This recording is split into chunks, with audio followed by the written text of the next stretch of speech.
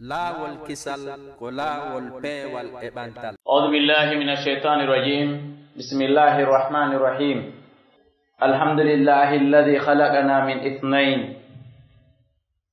وقسمنا قسمين وجعل منها الأغنياء ليشكروا وجعل منا الفقراء ليصبروا. أشهد أن لا إله إلا الله وحده لا شريك له ونشهد أن سيدنا محمدا عبده ورسوله صلى الله تعالى عليه وعلى آله وصحبه ومن سن بسنته إلى يوم يبعثون. عباد الله، إن يتي الله تبارك وتعالى إن سيدتك على رويتك إغونغا نفريو دولور مريوالي على سيونا كانكو إن دواني كن لا دوميد محمد صلى الله عليه وسلم en seeditike ko jiyaado Allah ko onelaado Allah. Musibbe an julbe si dum feƴƴi mi wasiike hoore am mi wasiike on hulugol Allah tabaraka wa taala dey hulen Allah kene gundo hule Allah ka golleli modon e ka galleli modon. Inshallah kutuba meden on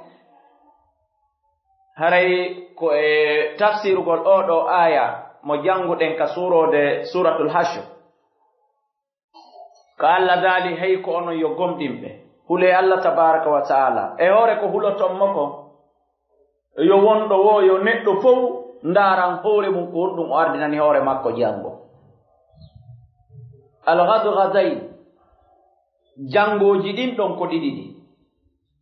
jango aduna yanke jon yani hiden fewndo do 1439 hijriya jango aduna yanke jonno naati do 1441 tandaru 1439 tum ndaru ko ardinan da hore ma 1440 1450 sitawe 1460 hijriya sitawe ko buri jandude ko sappa kon yo wonki fo ndaru ko hondum ki marani hore makki jango aduna yanke lahara yanke yo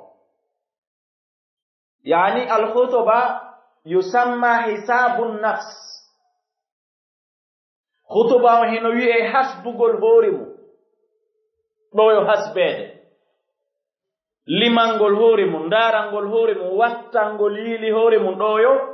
wattanede horimu do yili sabuna en tant que ya akhi ko andarani horema haray hunde lawaki ko fandi wo abeyday ko duudi wo tay duwano ka duydude aduyi tay robe uddudo kono si tawi a acci ha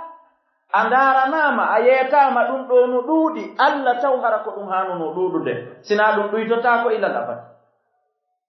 si andaranali hoore ma ha innama he a ɗum ɗo non no fandi Allah taw ko duwano fandude yani ko bonɗi ɗin kono si tawi ko duwano ɗuuɗude yeetaɗa no fanɗi yani moƴƴi ɗin ɗi ɓeydota ko ilal abad. hande ɗum noon Allah na o ɗayno Allah na o tromperjo o yeeti en e ngol ɗo suratol ya ayuha alladina amanu taqullaha wal tanzur yani falyuhasib yani falyu'addid nafsan bima qaddamat li ghadi al-yawm wa li ghadi al-ghad. yani Allah inni kono yo goto kala e mo liman hoore mum kono yo goto kala e mo wattan yiili golleli mum koni gollude ko. jonnon fi tafsiri hadha al-aya wala Yahya ibn Mu'adh wa huwa min kibari ulama at-tabi'in wala al-adil man yarda rabbahu qabla an yalqah وبنى قبره قبل أن يدخله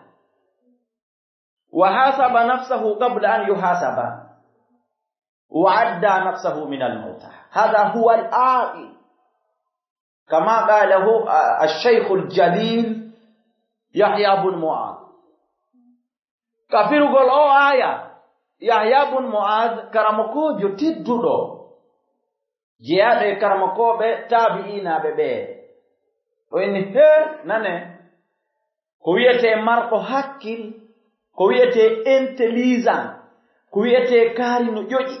ko wi'ete waawɗo tiktak ko etiiɗo rewi laawi ɗin fow haa weltini joomi mum adi ɓe fondoyde ka dargal ono mari hakkil ono ƴoƴi ono waawi tiktak kala gerɗo haa kanko e Allah ɓe weldi adi ɓe fondoyta ta leerde ɓe fondoyta ka dargal yawma yaqumu nnas li rabbil alamin ñande yimɓe ɓen daranto jooma tagore nde ta kanko e Allah mo weldi ono mari hakkil ko wiyete marɗo hakkil sabuna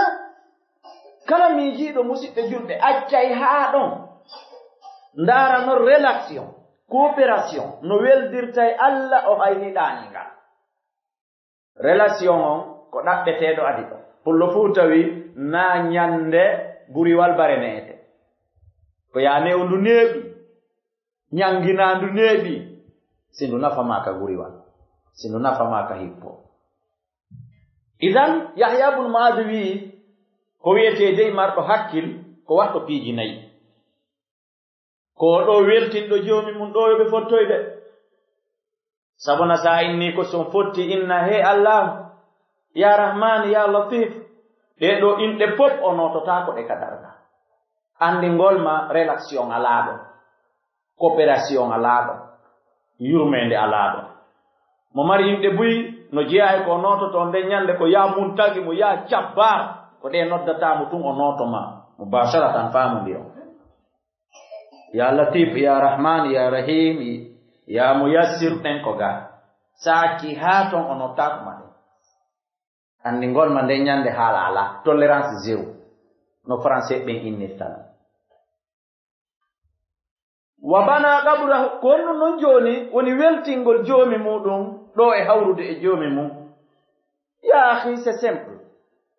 ko nde etotoɗa waɗa ɗiɗo yamiraaɗi embere ko wawɗa nde etotoɗa acca ɗiɗo haɗaɗi embere ko wawɗa hende tuma fuɗɗaɗa yamireede ya hooru ya juulu ya ittu zakka ndi jawdi ma ɓayndi hewti nisabu ittegol zakka ya accutu ndewaare mata fembu terto ɓana an fuɗini wona an kadi woni yarnude nde ɓeydantama dépense ya ittu peɗaali ɗi ya accu waare nden itta peɗaali ɗi ya accu waare nden mekka yariɗi ɗi ya accu waare nden femba suuɗiɗi ɗin hende tuma fuɗɗa yetede sifa ɗi ɗo piiji a jaɓaali ko wi'a kon yo acce hiɗa ittude ko wi'a kon yo itte hiɗa ne'ude ko ɓuri mettude ne'ugol fuu ko feɗaandu ɓaa kayru ndu tolanay hoore makko ndu si ndu pelɗi ndu suƴoto nokku goo kono ɓe ñeeñinaɓe débrouya haa ndu ne'o ndu janɗa feɗaandu ka kollum togosum juuta haa feppa e kolli juutuɗi janɗuɗi ɗi ko inna kon yo ne'u itta andeyi an e joomi ma on weldaali par ce que ka o yamirma ɗon a yi'aaka ɗon ka haɗa ɗa ɗon ko ɗon tawaɗa a yeetama wota a gollir beere a yeetama wota a gollir riba oɗo riba njano on no potta togos on no ukka idan kala pottitiɗo njano on ronki pottitade togos on kon ɗum wiyeten ko pottitori njano on ko angal feere jaga ko angal moyen njano kadi yawgol ka banque ñawlo jawlen jane naɓa titre foncier galle munɗen ma titre foncier leyɗe munɗen ma plantation ji munɗi ma kartuwal yaani golle munɗen ka woni gollude ɗon a yewtama bayanaji ɗin wakkilike ha buyi acci ko wana noon koru goto ndungu fi korun ɗiɗi dabbunde gerama ha buyi acci kono alyahuda e annasara wota on yejjutu ne laaɗo maaki ɓeeno jokki on teppere hay naatuɗon e nder luuro waande ɓe naata e ɓe jokka on maasi ono kamɓe ɓe naati e luuro waande onon on naata e jokkonɓe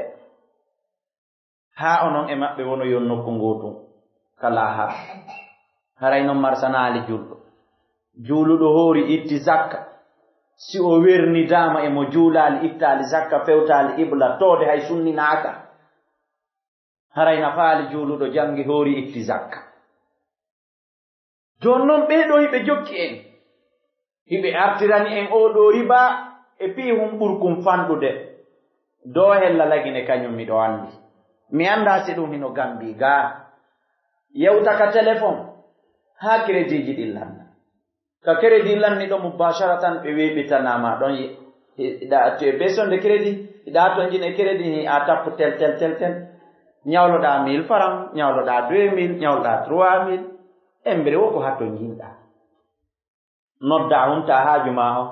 charge o yatum kala ka ñawlinoɗa 1000 francs ɓe factira 1100 francs ka sunnunoɗa crédit ɓe factira ma 2200 ɗum ɗo no ton kañum gasa ga haray alaka hada riba kala ñamande nde tawata a ɓeyditi ka yoɓata kala ñalande nde ñamande nde ñawlinɗa tawata o ɓeydutuno ka o yoɓayma ko mbuudi ko neema ko conci ko leydi nde woni riba fos différence ala hakkunde on ñawliɗo 1000 francs yoɓiti 1100 francs e yawɗo ka banque ñawloyi 100 millions piyo yoɓutu 102 millions ma 110 millions ko wano noon crédit mutuel hoy ko ɓe waɗata si setti joomiraɓe ngesele yar ñawlo engrais yar ñawlo mbuuɗi waɗa fere dabbunde ya yoɓitoyatel tawa ɓeydi tete ka yoɓutugol wa hakada ɓe ɗo fof ɓe weltinali joomi maɓɓe awale ko woni weltingol joomi mum ko nde tawata ɗi o haɗuma ɗin enele ɗaci embere ko wawɗako ko yamirma kon hiɗa huwi embere ko wawɗako al aqilu man yarda rabbahu qabla an yarda wallahi ko wiyete ƴoƴuɗo marɗo hakkille ko yitiɗo ha kanko e Allah ɓe welti adi ɓe fonnude o marsini wa bana qaburahu qabla an yadkhula saniyan o maha qaburu makko ɗo yo natude e makko ko wiyete mahugol qaburu hollali ko yawgol asana hoore mum ma asa maha ma waɗa miiru ma waɗa kaaro ma wasiyo ka ɗiɗo piiji fo woni ma wasiyo ka surrete na ɗum woni mahugol qaburu ko wiyete mahugol qaburu wi'ama qaburu no faaɗi ɗulle wi'aka en andu ɓay ko ene woni asude ayi ko danki ko qaburu on woni no faaɗi ɓuri danki kin ibnu adama le ka ngurɗan ɗo o heƴata e danki ko a tawayimo mari chambre on mari salon on mari terrasse on ko hakkunde ɗin tati o wona ɗa ha oron ka ɗon mettita mo yahaɗa o wona ɗon ha oron ka ɗon mettita mo yahaɗa so innama e nder chambre makko on fof yo wonka danke makko ɗum wota o kippo woni prisonnejo chambre on faadanimo hay jon noon qabru no faaɗi qabru no niɓɓiti qabru no wuli e wona e nder ga wi'e udditane en baafal ngal udditane en kadi fenetere o si satti ɓen na ñorane e rido on kadi fiyo hendunaɓe albani gabrahu yani noon ko wi'ete mahuɗo gabru mum ko golluɗo golle yanñanayɗe mo o gabru golluɗo golle ɓunninaynayɗe mo oɗo gabru golluɗo golle ndayginanayɗe mo oɗo gabru golluɗo golle ittayɗe mo wula e nder oɗo gabru huwa alladi bana qaburahu qabla an yadkhula ko wi'ete mahuɗo gabru mum ko adi o natude ɗo wa hasaba nafsahu qabla an yuhasaba o limani hoore makko golleeli makko ɗin ɗo yo limanede wa adda nafsahu min almauta o konti hoore makko jeyaɗo e mayɓe ɓe en tant que ɗa jaɓi a maayay hiɗa a jaɓu a maayay wooday moƴƴi ɗi saatiɗa waɗugol ɓa ko a jaɓu a maayay wooday bonɗi ɗi saatiɗa accugol kono so a jaɓi he mi maayi tawi ko goonga mi maayi nani ɗon a saatotako moƴƴere mana ndiyan ɗan ƴawi en tant que ɗa jaɓi no gasa ɗan aray a saatoto liltugol siɗa waɗi parta iniɓe he a waɗan arinani ɗan arinani ɗon ko ɗon direct fewnirta lilta ko liiluɗa ko anda soko faami misanga a ko ɗum wiyete adda nafsahu min al mawta kontuɗo hoore mum jeyaɗo e mayɓe si mi jaɓi he mi maayi nani mi satotako accugol bone mum kum ɓa mi maayi mi andi mi maayi si mi ittali kum mi maayi ɗi e makko na kontuɗo hoore mum e maayoɓe ko kontuɗo hoore mum e mayɓe ɓe waɗugol ɗiɗo piiji nayi musidɓe julɓe tedduɓe ko ɗum ɗo Muaz Yahya bun Mu'adh firi oɗo aya. Wa awha Allahu tabaraka wa ta'ala ila nabiyhi Dawud alayhi salatu wassalam. Allah tabaraka wa ta'ala wahayni annabi Dawud ka deftere makko nde o okkimo nde o cippini e makko o wahayni e makko haqqun li kulli aqilin an yakuna lahu 4 sa'atin. Wo kala marɗo hakkil hino hanani mo nde o heɓata sa'iji ɗiɗi, sa'iji 4, lereji 4, tanji 4. Kala marɗo hakkil no hani heɓude ɗiɗo 4. Sa'atan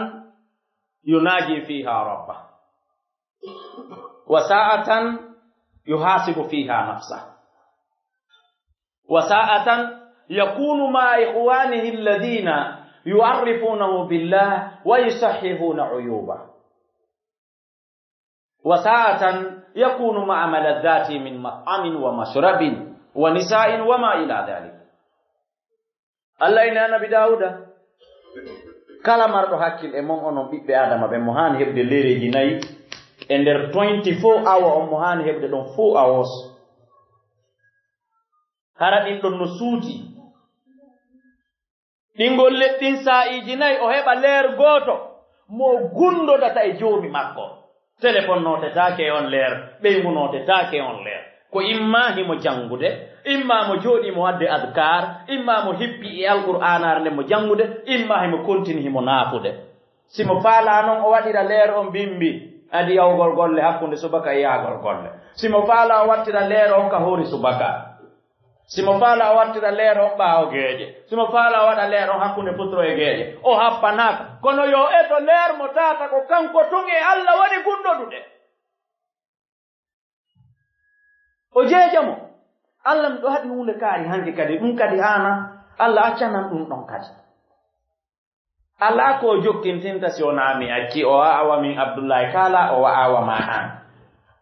Allah inno mi waɗu hunde kaari ɗum kadi mi négilise haa neeɗi seeɗa ni laawol si mi waɗi Allah accanan ɗum kadi ma ɗum ɗon ɗum ɗa saati noon mi luttiri noon mi saati haa luttiri noon mi waɗaali Allah accanan ɗum kadi. Allah mi torike ma okkoran ɗum ɗa, Allah mi torike ma dandan ɗum ɗa. Janga seeɗa toro seeɗa, juula seeɗa toro seeɗa, waɗa alkar seeɗa toro seeɗa, ngormo seeɗa. On yi ali président waɗay conseil des ministres hakkunde makko e ministre ɓe makko ɓe. Yani ɓe sata ayyibeji ɗi ɓe wondi ɗin e nder gouvernement maɓɓe o.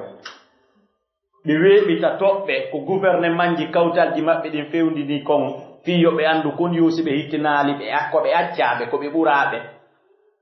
Ministre jo sino woodi voyage ɗo e nder nde yontere o waɗana ɓe contrat ndi min ministre affaires étrangères mais on kam yawnono quelque mi yino ministre affaires étrangères ɓen to on ko ni fewndini ɓe waɗa conseil des ministres an e Allah ɓuri anndude e wadde ɗum.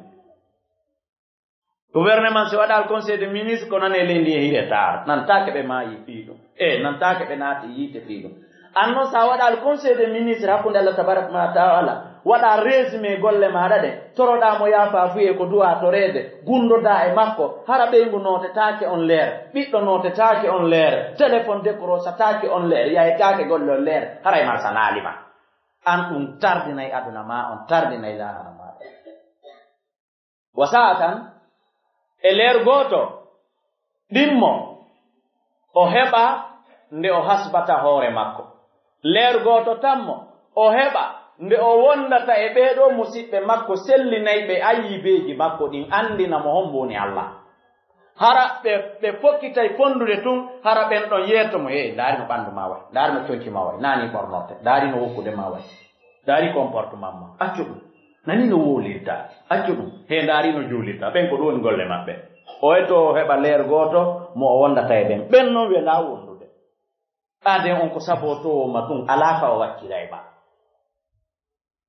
Yusahhihuna uyubahu wa yu'arrifunahu billah. Yani man yani al-ulama.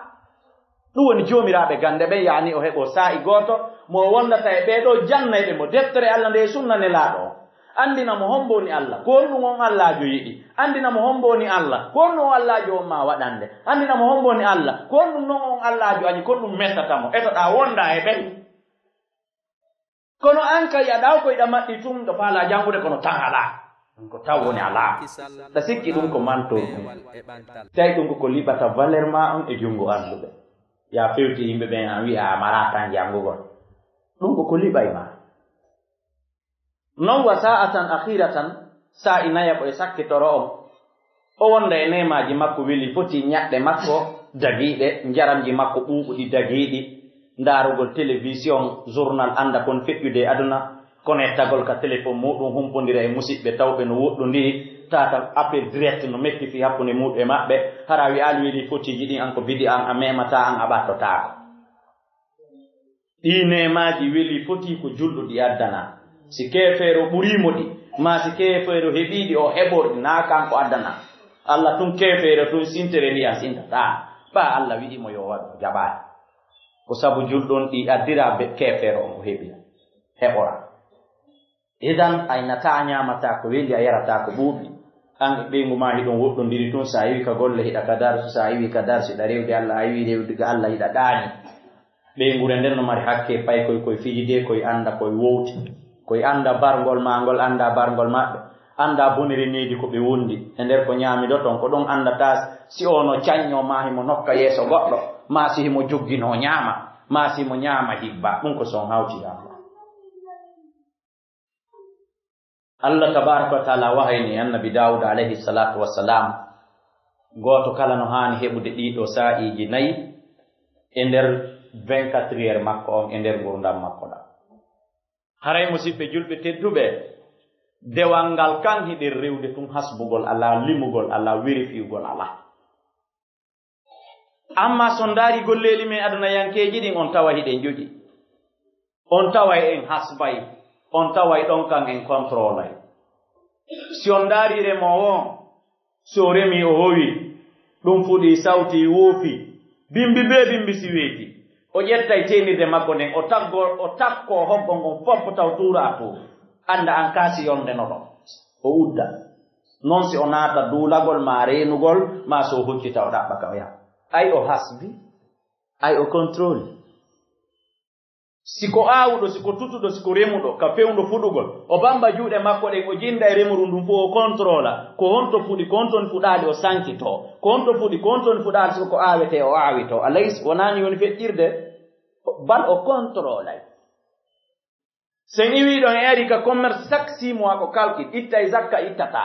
chaque 6 mois waɗay calcul kon ɗum yiyotton yiɓe randa place njano ƴetta place to soko ko parce que ɓe calculiro woni ɓe taw yaltaali ɓe calculi ka ɓe taw yaltaali ɓe inna population satte ɓe randa ɓe yaaɗa comme yottoyi ɓe randa place to soko ɓe ƴetta place njano ko taw ɓe calculi mbuɗɗin ɓeydike ɓe calculi mbuɗɗin ɓeydike place on faaɗanimi ala e juɗe ɗo ɓe halda ɓe fotta ɗaɓɓin place yaajuɗo ma ƴetten stock nokkugo bal ko hasbugol ngol woni ɓe fawde ɗum se ndaari hella ka école gande aduna yankeje ɗe ɓe waɗay examen laabi tati laabi ɗiɗi so waɗa examen janon premier trimestre deuxième trimestre troisième trimestre ɓe janga lebbi tati ɓe waɗa petit compo si pay kum ma kum kelli ɓe winda notoji ɗin ɓe jonna naɓora ko avertissement tum fii kum gañi ke ɗon on laari kum gañi ke hitande mais ko hasbangol ɗon anɗon yo ɓeydo wakkilade ça va no yahude no yahaade si tawi kum luppi hollaali kum perdi hitande mais kono fi an kata ɓe jooɗoto e makkum kamɓe ɓe anndi ko noon kum woni janngirde hitande nden fof kum luppoya ɓe naɓana on avertissement aa lebbi tati ɗin o heɓaano ay ala janngude wakkilo nani mi sikko ay ala janngude hikka si koni anndi a gañotaa ko par ce que hasbaama ko par ce que limama ko noon on ndaara e dendanalngal golleeli aduna yankeeji ɗi ɗon en hasbay ɗon en limay ɗon en vérifiey ɗon en wi'ataa tun jasen tun Allah sankay pourquoi paaka diina kan hasben hoore men ko honɗum maranɗen hoore men janngo e ɗeɗo dewe hasben hoore men ko honɗum maranɗen hoore men janngo e ɗiɗo bakkatuuji sen hasbi hoore men annda si bakkatuuji ɗi no ɗuuɗi en ɗuyte jooni en tant que goɗɗo maayaali hunde laawaaki naa to yiite laawaaki ɓaamo waawi wadde bonɗiɗinde noomdu naa to aljanna laawaaki ɓaaymo waawi ɗuɗɗinde moƴƴi ɗin waɗa ɗi noomdu kono ɗum ɗo fof ko so hasbi aqulu qawli hada astaghfirullah li wa lakum fastaghfiru innahu huwal ghafurur rahim الحمد لله رب العالمين والعاقبة للمتقين ولا عدوان إلا على الظالمين إن يتي الله تبارك وتعالى battane moƴƴe wodani kala hulɗo Allah ndaari golle mum ɗen battane bonɗo e jaggitere alaa si wona e junngo aaden bonɗo toñowo ɓoyliiɗo fahin ka firgol oɗo aya wa qala amiril mu'minin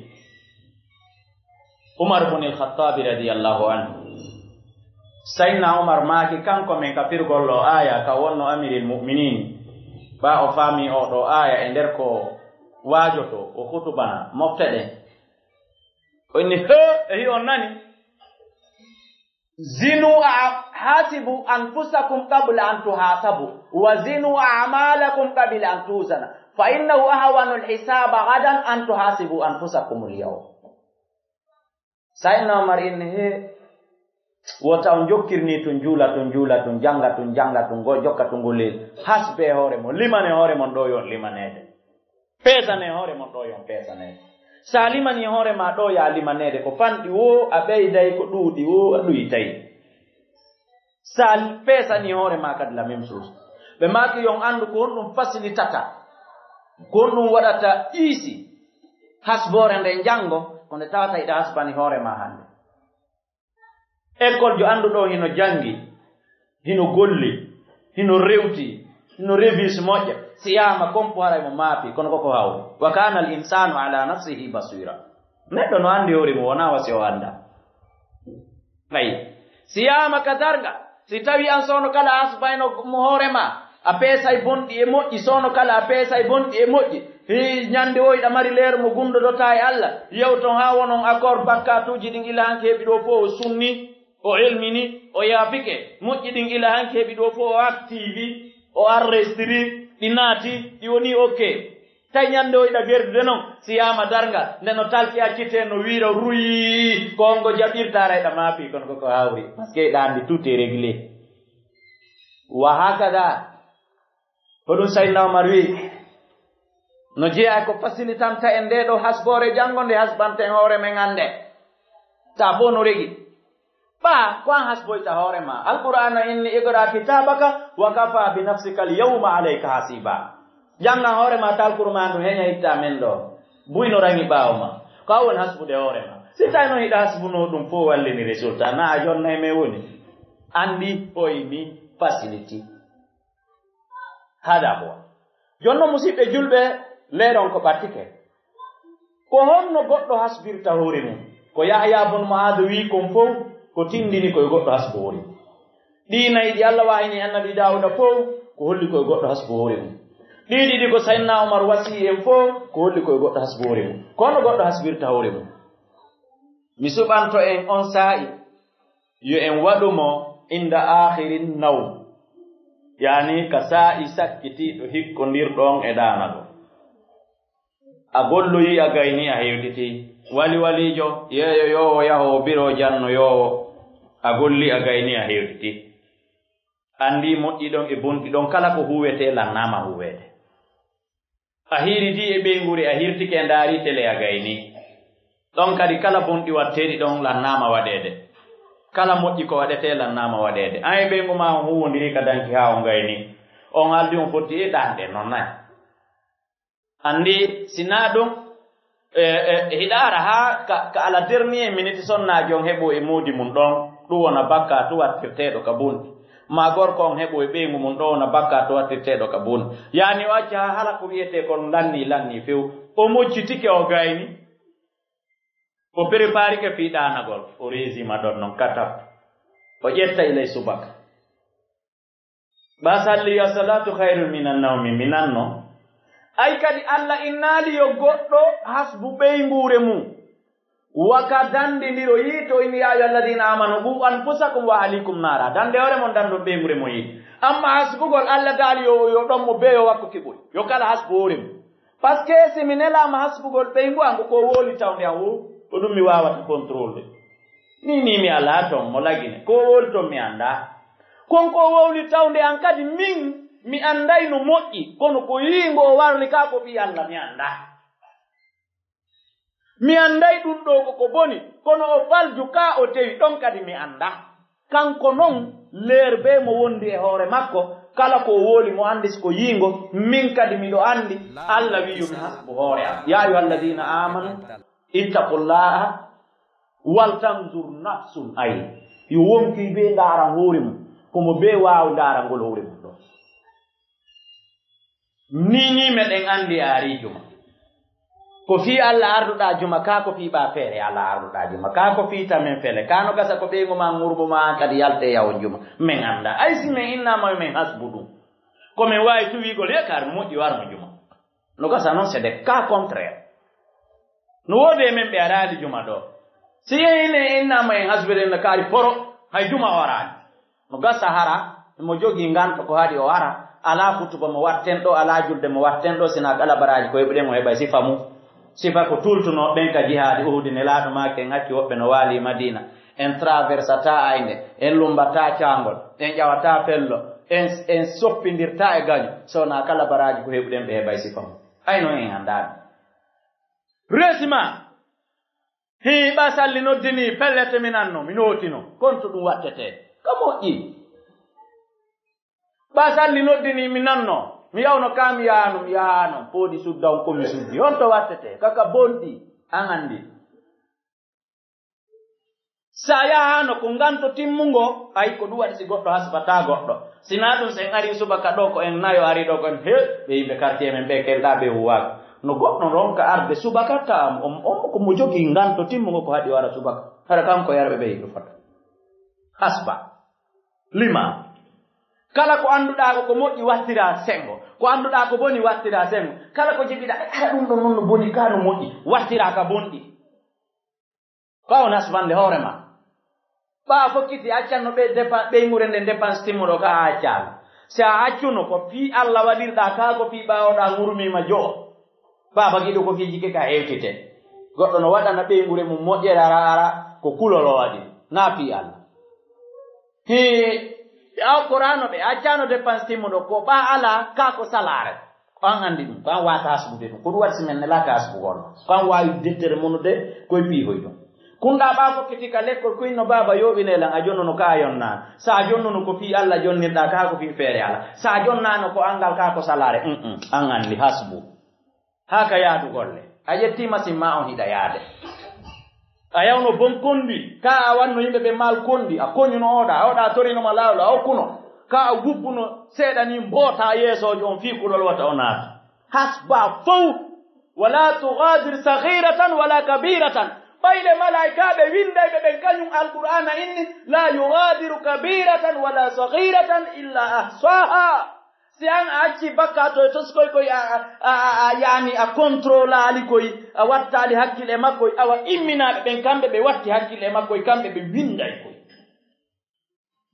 idan an kadi ara a caal bonkoy ɓurkoy pantude fam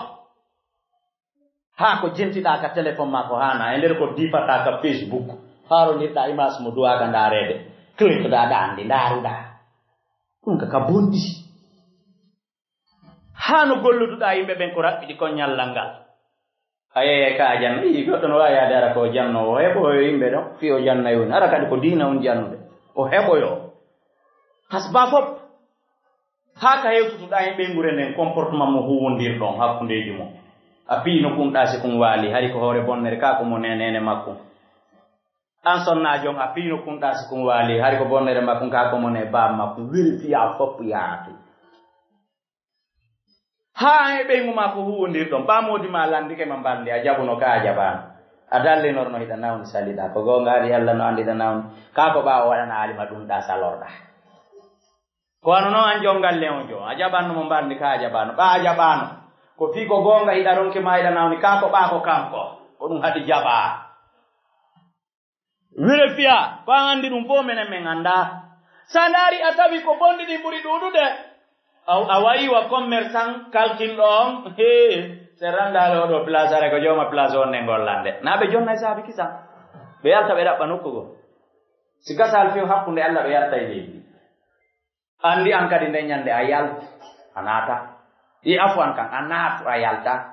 honno noon quelle est la solution ɓay tun ko an hasbu hoorema fiiɓa ko bakkatuji ɗin ɓuri ɗuɗude hunde bonaani hakkunde e Allah ɓay tun ko an hasbi hoorema a caali ha hasbaɗa a gollitiri aya alqur'ana marsi dumo da yon astaghfirullah to bulek